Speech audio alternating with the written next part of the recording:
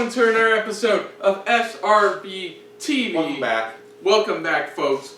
This is the first non-wrestling related one in quite a while. By the way, also check out WrestleMania Night 1, Night 2 reactions somewhere on his channel. But anyways, we are here today because the winner of our... You voted! Only about a small point of view, but you voted! And of course, not by a landslide, because people wanted us to actually watch a couple other shows we had on. I think it was between this and Umbrella Academy. Yeah, it was between this and Umbrella. So who knows? I mean, you know, we never know. You know, we may do it down the road since they are filming the second season already for that one. So what are we watching? Of course, as you can see from this title, you already clicked on it as it is. The Mandalorian. Yes, this is our reaction to the series premiere episode, Season 1, Episode 1. Chapter 1, The Mandalorian. Is that literally what's called? Chapter 1, The Mandalorian? Okay, so... chapters, I guess. Okay, later. so what do we know about The Mandalorian? There's a Mandalorian in it. Baby Yoda has something to do with some shit. I don't know.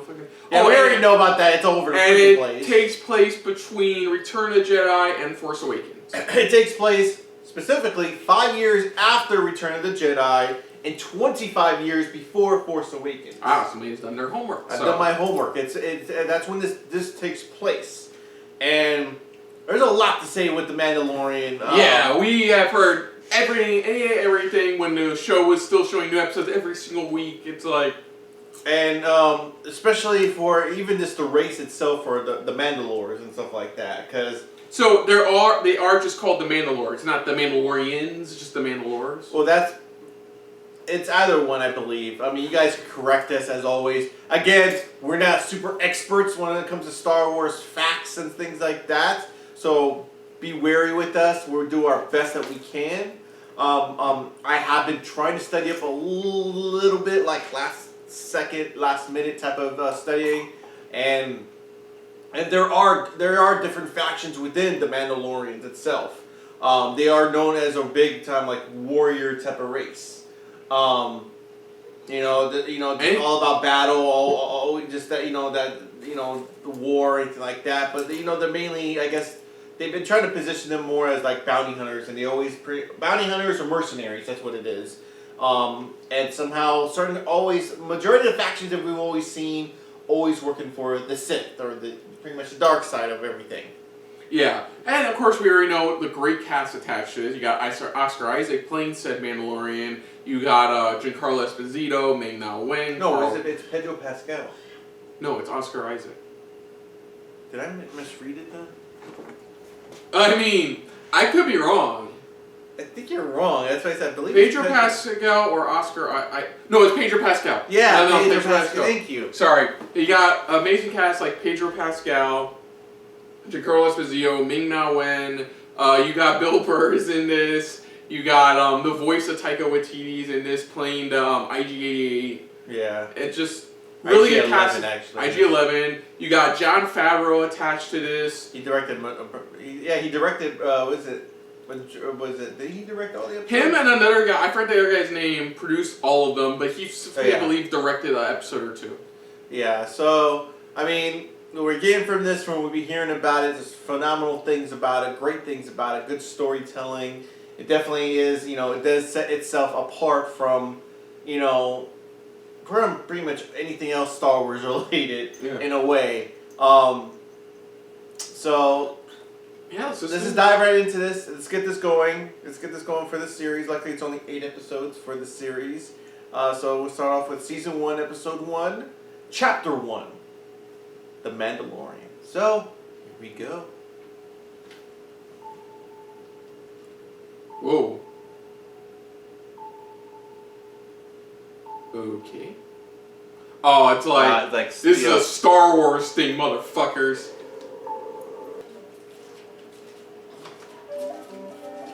He says you spilled his drink. I know. That's fine. It's on me. SRB the scar. The scar's still. Oh shit, the scar's still.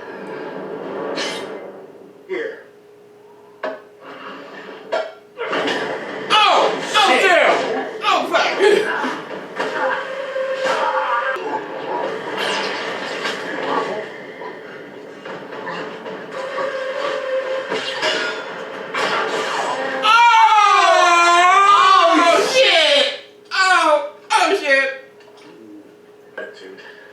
You're the target. You're the target.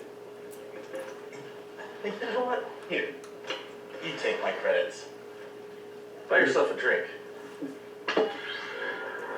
You're the target. What about Deepak? Is that a bounty? Did he bring you hot? Bring you in cold? Damn. Ori got like old school Western vibes from that scene alone. And that's what I heard about this too for the series, is that it really has that Western feel to it. Brian Posehn? Yeah! The rock dude from Big Bang Theory. Yeah. Yeah, it is! Wow. Yeah, I think that's why he didn't want a droid, because a droid will like keep that Yeah, in their memory banks. With the guy, he doesn't give a fuck. Oh! Brian Posehn, we hardly knew you. That's what you meant by staying off the ice. I like it. Just like real life with bounty hunting. Bail jumper, bail jumper, bail jumper, bail jumper, and there's always that one unique one. Yeah, that is a smuggler. Yeah.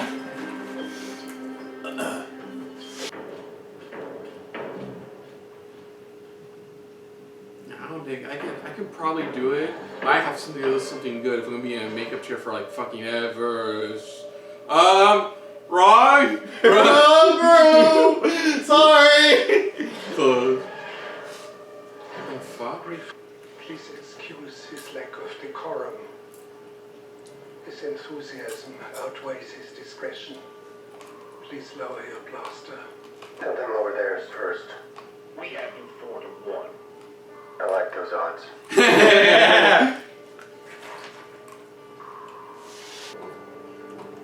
Ooh. Beskar. Go ahead. It's real. Oh, Beskar Steel. Yeah, Steel I told you This about. is only a down payment. I have a container of Beskar waiting for you upon delivery of the asset. Oh wow. Yes, alive. What's the chain code? We can only provide the last 4 digits. What the fuck is There it this? is. That's all you can give me? Yes, they're 50 years old.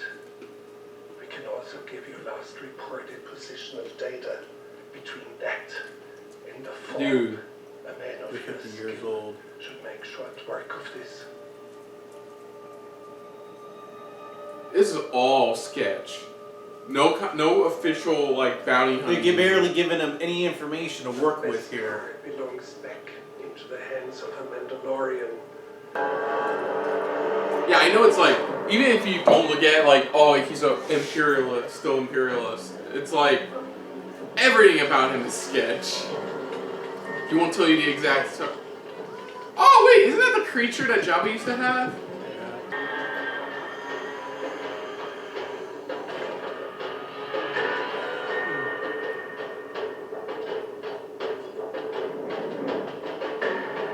I guess just that little munch can make a lot, apparently. So getting a whole crate of it if he gets this mission done is worthwhile. Yeah.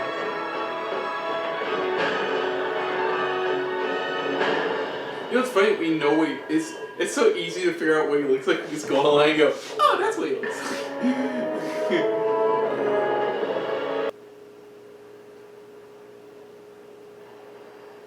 Oh, motherfucker. Got a flamethrower. Yeah, flamethrower that That's not has a helping. hand gnawed on right now. There you go. Knock him out. Motherfucker! Oh, motherfucker! Ah, There's shit. another one! Oh no, I thought it was him. No, it's Somebody else. yeah, it's somebody else. I don't know how to ride Blurg. I have spoken. At least he's blunt and to the. At least he's blunt and to the point, you know. Perhaps if you removed your helmet. Perhaps he remembers I tried to roast him. This is a female. Males are all eaten during mating. Damn. I've never met a Mandalorian. I've only read the stories. If they are true, you will make quick work of it. Then there will again be peace. I have spoken. I'm out. He's like, peace, I'm out. Peace, I'm out. Like, peace, I'm out. You know? It appears we are trapped. I will initiate self-destruct sequencing. Excuse me? You thinking the what? Your what? Your what? Capture's protocol dictates I cannot be captured.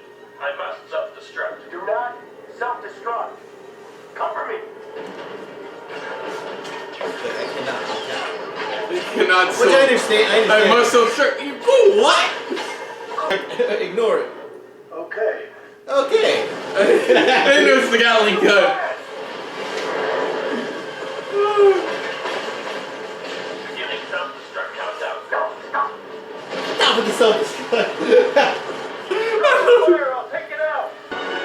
There you go. Fuck it. Y'all dead now. You did. You all motherfuckers dead now.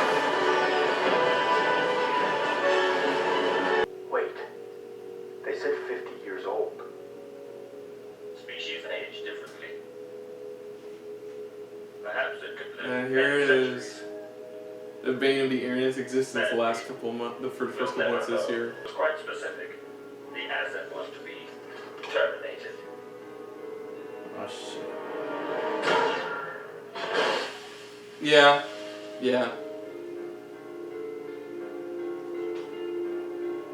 I would activate myself to trick. Motherfucker!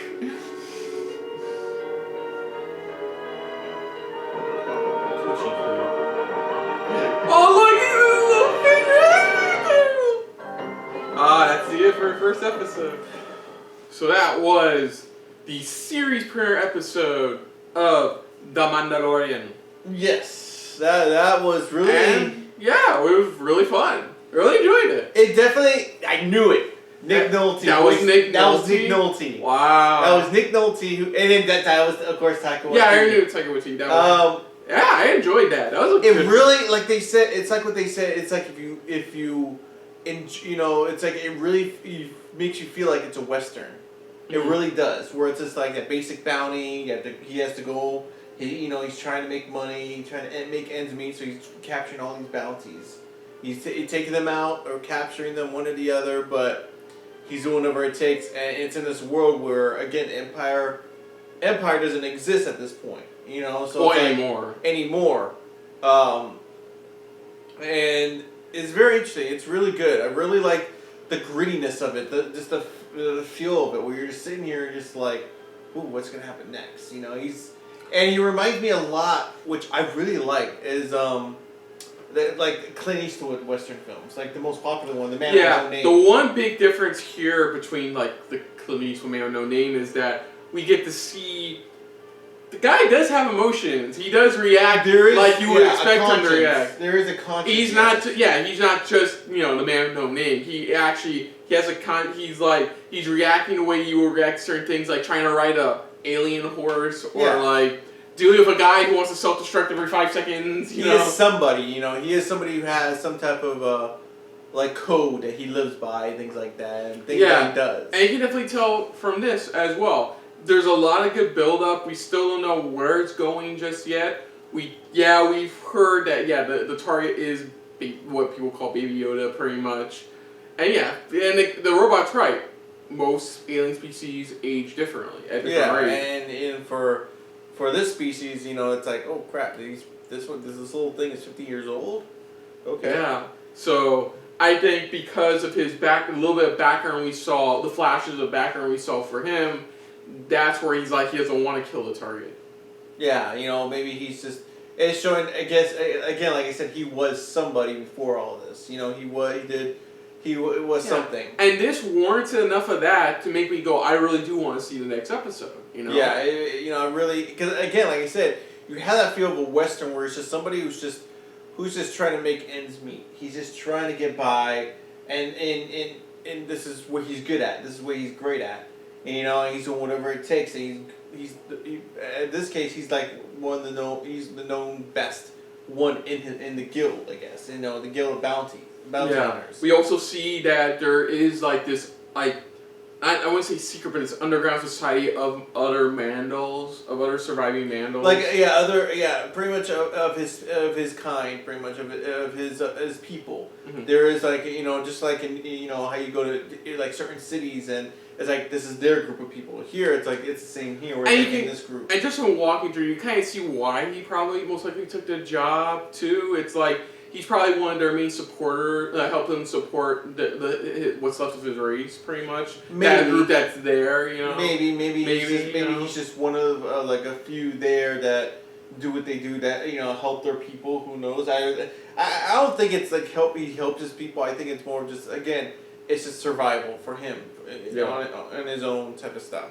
But overall, like I said, we really enjoyed it. It was a really good series per episode. It was really good. It was very strong. Like I said, it just if you enjoy some of these old time westerns stuff like that, it's like you're gonna love this. Even if you're not a fan of Star Wars, you're gonna like this because it really has that sense of just that the tone, the monotone where the basic I would need you to find this guy or to get this person when you're giving them very little information.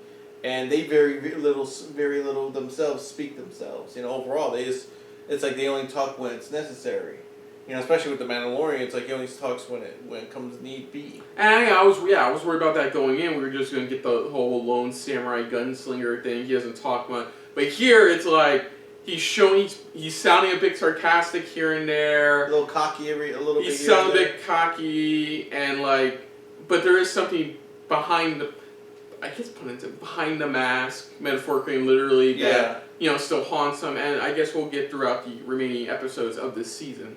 Yeah, and it looks like again, like I said, with the steel that he wears, that it's called the Beskar steel. That's what it was called. They brought that up here. It's very rare for his race. Only from read online, they said imagine, like Game of Thrones, how they have the different areas in the world in Game of Thrones, but then you have that one kingdom that rules them all, kind of, in a way. Mm-hmm. Well, supposedly for the Mandalorians, pretty much, that's the same way they run. Where there's different types of groups of them. Yeah. But there's that one that rules them all in a way. Yeah. And that's why I've read online. So I want to know if we're gonna meet other types of, other places, for other Mandalorians to go to, Yeah. Maybe we see where he's originally from, and that's why when the blacksmith asked him to go and have you received your signet yet, and he's like not yet, and signets is mainly like their symbol that represents them, they're it's like almost like back in the day where whenever they had to send a letter and then the king had his seal, his seal, his signet, pretty much. That's why the blacksmith was asking, have you received your signet yet? It's like not yet. There's a lot more to get into the series, though. Yeah, a whole lot more, and we'll get to it as we go along coming weeks with more exciting episodes in this galaxy far, far away. But other than that, if you're new to the channel, you can hit the like button if you want to talk to us more about stuff like this without spoilers. Comment down below if you want to share us around, share it around, and if you like us just a little bit more than anybody else when it comes to talking about Disney Plus original series. I feel like that's going to be the last time this year I'm going to be saying that. Yeah. Hit the subscribe button down below and hit that bell icon as well. Let us know what your guys' initial reaction to this episode was. I mean, again, for those who have seen it, who hasn't seen it at this point? Yeah. What was your guys' initial reaction to this episode? Was it, really shocked by the end of it, where you were like, wow, it's a hell of a shocker by the end? Or even before that, when, you're just intrigued of, like, the history they're putting into this from not only the steel itself, but, his persona and, just how he operates things and things like that. Did you like the feel of that Western stylization where it's like, it really feels like, it's just like a Western set in the future, did you like that, how they handled it very well, the action, anything like that? Let us know in the comments below. Put down what you thought of our reaction overall, but most importantly, thank you for watching. And of course, on the next episode of SRBTV Tackling the Mandalorian, we will be taking a look at Season 1, Episode 2, Chapter 2, The Child. So Till next time, I'm Kristen. I'm Christopher. And this has been a very Mandal-filled episode of SRB TV. See you. Later. Hey guys, thanks for If watching. you want to check out our previous reactions, Or any one of our other SRB shows. check out one of our playlists down below. If you want to check us out in the social universe. You can find us on Twitter and Stardust. at Super React Bros.